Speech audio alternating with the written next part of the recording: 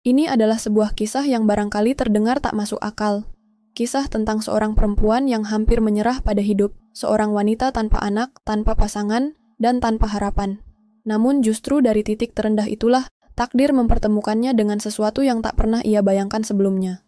Namanya Ayla, 33 tahun, seorang mantan istri yang telah bertahun-tahun berjuang dalam pernikahan yang tak kunjung memberi kebahagiaan sejati.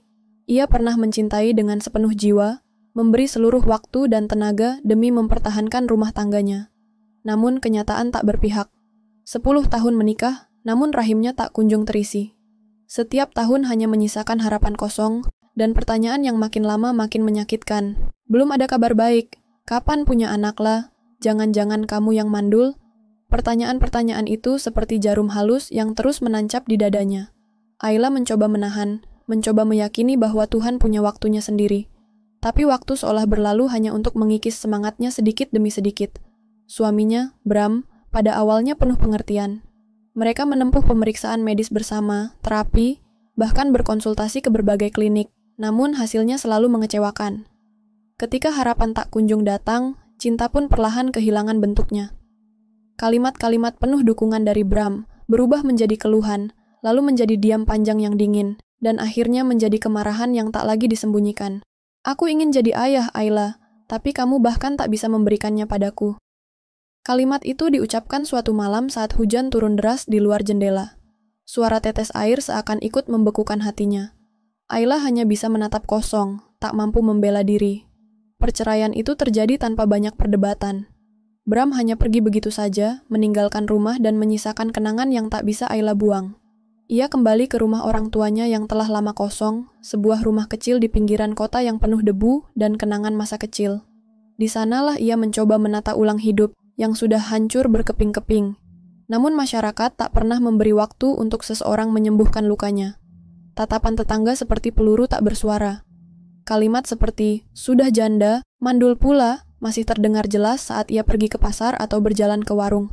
Seolah statusnya membuatnya kehilangan nilai sebagai perempuan. Malam-malamnya dipenuhi tangis sunyi. Bukan karena kehilangan Bram, tapi karena kehilangan harga diri. Ia merasa gagal menjadi wanita yang utuh di mata masyarakat. Ia ingin menjerit, ingin memberitahu dunia bahwa ia telah berusaha. Tapi, siapa yang akan peduli?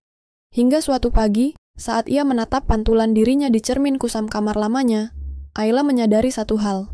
Jika ia terus menunggu pengakuan orang lain, hidupnya tak akan pernah berubah. Ia harus bangkit. Ia harus hidup bukan untuk menyenangkan siapapun, tapi untuk dirinya sendiri. Dan dari keputusan itulah, kisah baru Ayla dimulai, sebuah perjalanan yang perlahan akan mengubah seluruh hidupnya. Setelah keputusan untuk bangkit dari keterpurukan, Ayla mulai perlahan membangun ulang kehidupannya. Ia membuka sebuah warung kecil di depan rumah, berbekal tabungan terakhir yang ia simpan setelah perceraian. Warung itu sederhana, hanya berisi beberapa meja kayu, termos kopi, dan rak kecil berisi camilan. Namun di sanalah Ayla mulai menemukan ritme baru dalam hidupnya. Setiap pagi, ia bangun sebelum matahari terbit, membersihkan meja-meja, memasak nasi, dan menyiapkan air panas untuk para pelanggan. Lokasi rumahnya yang tak jauh dari proyek pembangunan jalan, membuat warung Ayla mulai ramai dikunjungi para buruh dan sopir truk. Mereka datang silih berganti, sekadar minum kopi, makan nasi uduk, atau beristirahat dari panasnya matahari. Namun Ayla tidak pernah benar-benar nyaman dengan para pengunjung itu. Banyak dari mereka yang terlalu santai, melemparkan candaan yang tak pantas. Bu Ayla, sendirian terus? Nggak takut malam-malam? Janda cantik begini, masa nggak laku-laku? Ia hanya membalas dengan senyum singkat atau pura-pura tak mendengar. Namun, di dalam hatinya, ia kembali merasakan luka-luka lama berdarah pelan-pelan. Dunia belum berhenti menghakiminya, tapi Ayla tetap menjalani hari-harinya. Ia sudah berjanji pada dirinya sendiri untuk bertahan, untuk tidak lagi menangis hanya karena kata-kata orang. Sampai suatu sore yang biasa berubah menjadi awal dari sesuatu yang luar biasa. Langit mulai memerah saat seorang pria datang ke warungnya. Ia mengenakan kemeja lusuh berwarna abu dan celana kerja penuh noda semen. Namun yang membuat Ayla tertegun adalah sorot matanya. Tenang, dalam, tidak liar seperti kebanyakan pelanggan laki-laki yang biasa datang. Masih buka? Tanyanya dengan suara dalam yang tenang. Ayla mengangguk. Masih, mau pesan apa? Kopi hitam panas, tanpa gula. Ayla menuangkan kopi ke dalam cangkir putih polos, lalu meletakkannya di meja tempat pria itu duduk. Tak ada basa-basi berlebihan. Tak ada tatapan yang mengundang. Pria itu hanya menyeruput kopinya sambil menatap senja di balik jendela warung. Beberapa menit berlalu dalam diam, sebelum akhirnya ia membuka percakapan. "Warung ini milik ibu?" "Iya, baru beberapa bulan buka." "Sendiri?"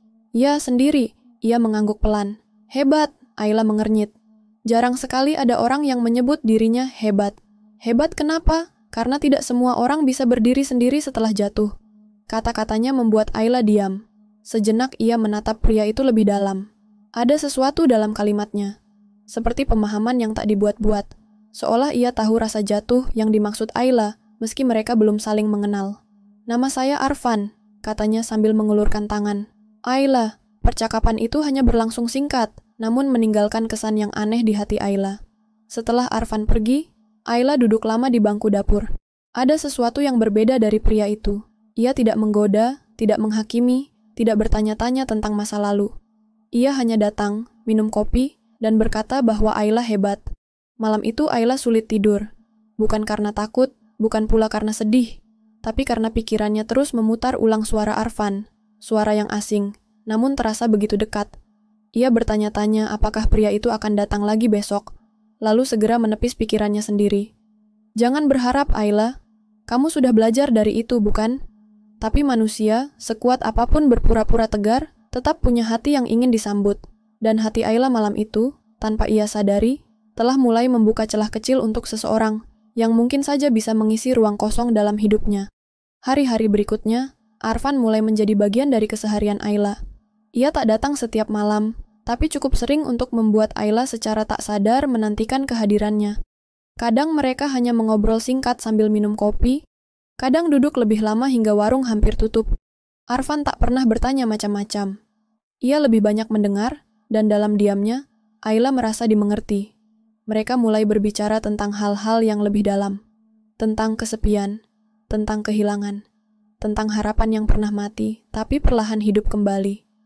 Ayla menceritakan masa lalunya, tentang perceraian, tentang luka yang ia sembunyikan dari dunia. Arfan mendengarkan tanpa menghakimi. "Aku juga pernah gagal," kata Arfan suatu malam. "Istriku berselingkuh dengan sahabatku sendiri.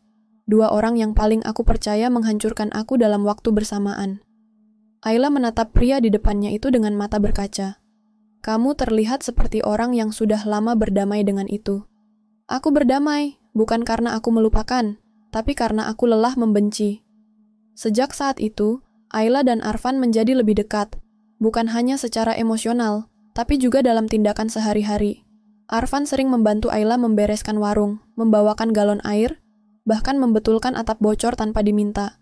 Keberadaannya terasa begitu alami, seperti bagian yang sejak lama hilang dari hidup Ayla, dan kini kembali ke tempatnya.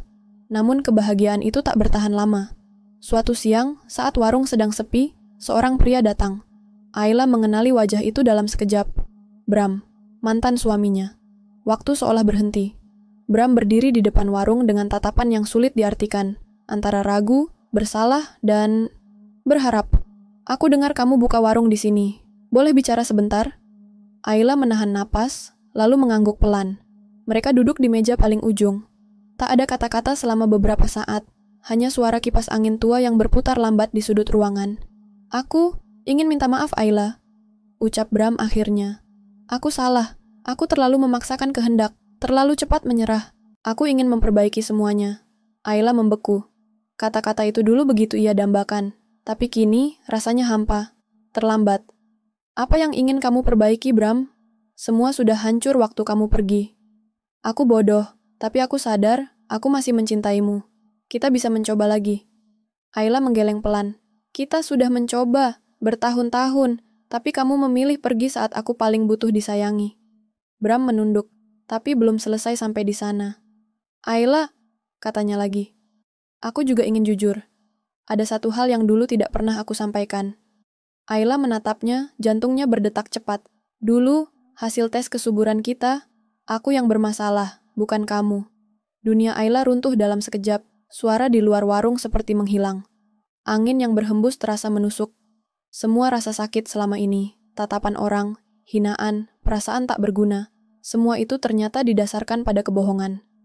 Kamu menuduh aku, membiarkan aku dicaci orang. Kamu tahu aku bukan penyebabnya, tapi tetap meninggalkan aku. Bram tertunduk. Aku takut, aku malu. Aku merasa tidak berharga sebagai laki-laki. Aku pikir, menyalahkanmu akan lebih mudah. Ayla berdiri dari kursinya. Tangannya bergetar. Aku bukan tempat pembuangan kesalahanmu, Bram. Aku sudah memaafkan masa lalu, tapi aku tidak akan kembali padanya. Tanpa menunggu jawaban, Ayla berjalan masuk ke dalam rumah. Air matanya jatuh, bukan karena sedih, tapi karena rasa lega. Beban yang selama ini membebani dadanya seperti terangkat. Ia akhirnya tahu, bukan dirinya yang salah. Malamnya, Arfan datang seperti biasa. Ayla menceritakan semuanya. Tentang pengakuan Bram. Tentang kebenaran yang akhirnya terungkap. Arfan mendengarkan, lalu menggenggam tangan Ayla. Kamu tahu, kan? Dari awal aku tidak pernah peduli pada masa lalumu. Aku melihat kamu, Ayla, bukan label yang orang tempelkan padamu. Ayla menatap mata Arfan. Untuk pertama kalinya, ia merasa benar-benar diterima. Kalau kamu mau, lanjut Arfan, aku ingin menjadi orang yang mendampingimu.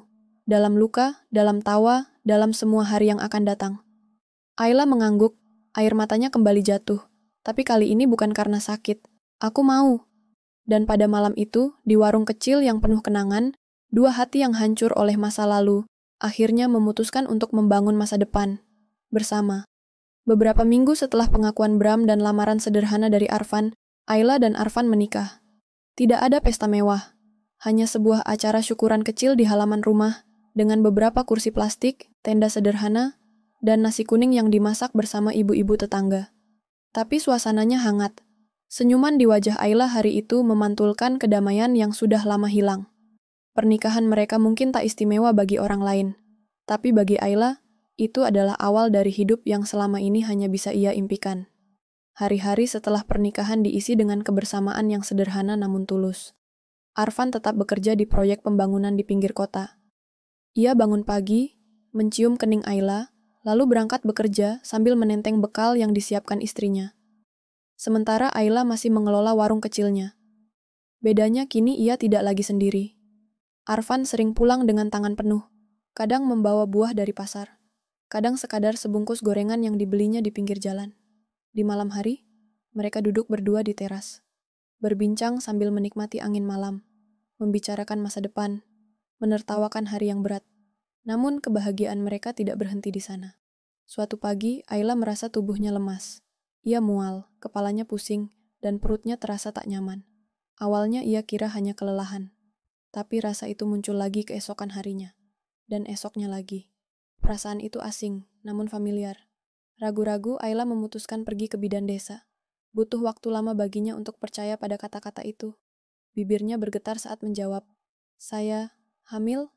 Bidan itu tersenyum sambil mengangguk. "Iya, Bu Ayla, usia kehamilan sekitar 5 minggu. Ayla menutup mulutnya, menahan isak yang mendesak keluar. Rasanya seperti mimpi. Setelah semua tahun penuh luka dan ejekan. Setelah dicap mandul, ditinggal, dan direndahkan. Setelah ia sendiri pun mulai percaya bahwa dirinya tak bisa menjadi seorang ibu. Dan sekarang, ia sedang mengandung. Ketika ia pulang ke rumah dan menceritakan kabar itu pada Arfan, suaminya hanya memeluknya erat, sangat erat, lama sekali. Seakan tak ingin melepaskannya. "Terima kasih, Ayla," bisik Arfan. "Terima kasih sudah percaya untuk memulai semuanya dari awal. Terima kasih karena kamu kuat." Hari-hari mereka berubah sejak itu. Arfan bekerja lebih keras, mulai menyisihkan uang untuk membeli tempat tidur bayi dan memperbaiki kamar belakang. Ayla, meskipun kehamilannya membuatnya cepat lelah, tetap mengelola warung. Tapi kini para pelanggan memperlakukannya berbeda. Tatapan sinis berganti menjadi senyum hangat. Mereka yang dulu suka bergosip, kini malah sering membawakan buah atau membantu membersihkan warung. Bahkan beberapa pekerja bangunan yang dulu suka menggoda kini menaruh hormat. Ayla tak lagi menjadi janda mandul. Ia adalah istri, calon ibu, dan perempuan yang dihargai karena keberaniannya bertahan. Namun kejutan terakhir belum selesai. Suatu sore, saat warung hampir tutup, seorang pria paruh baya datang menghampiri. Ia memperkenalkan diri sebagai dokter. Reza, spesialis kandungan di klinik tempat Ayla pernah diperiksa bertahun-tahun silam bersama Bram. "Saya sudah lama ingin bicara dengan ibu. Dulu, saat suami Anda datang mengambil hasil tes kesuburan, saya sempat merasa ada yang tidak beres. Tapi sebagai dokter, saya tidak bisa membocorkan informasi tanpa seizin pasien. Ayla menatapnya penuh tanya. Ada apa, Dok? Saya ingat kasus ini karena hasilnya bertolak belakang dengan pengakuan suami Anda saat itu.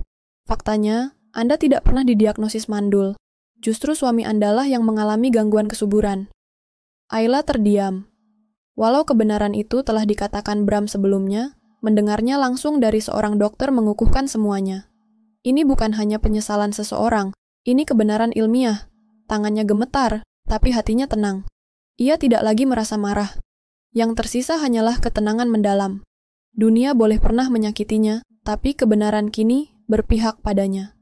9 bulan kemudian, di sebuah klinik bersalin yang sederhana namun hangat, Ayla melahirkan seorang bayi laki-laki yang sehat. Tangisan pertama si kecil memenuhi ruangan, dan air mata Ayla tak tertahan lagi. Arfan menggenggam tangannya, tersenyum penuh haru. Kamu luar biasa, Ayla. Ayla memeluk buah hatinya, lalu berbisik, kita beri nama dia Ryan. Cahaya kecil yang datang setelah gelap yang panjang. Dan di ruangan sederhana itu, dengan seorang suami yang mencintainya, seorang bayi dalam pelukannya, dan luka masa lalu yang telah pulih, Ayla akhirnya tahu bahwa hidup tak selalu memberi awal yang indah, tapi cinta dan keberanian akan selalu menemukan akhir yang layak diperjuangkan.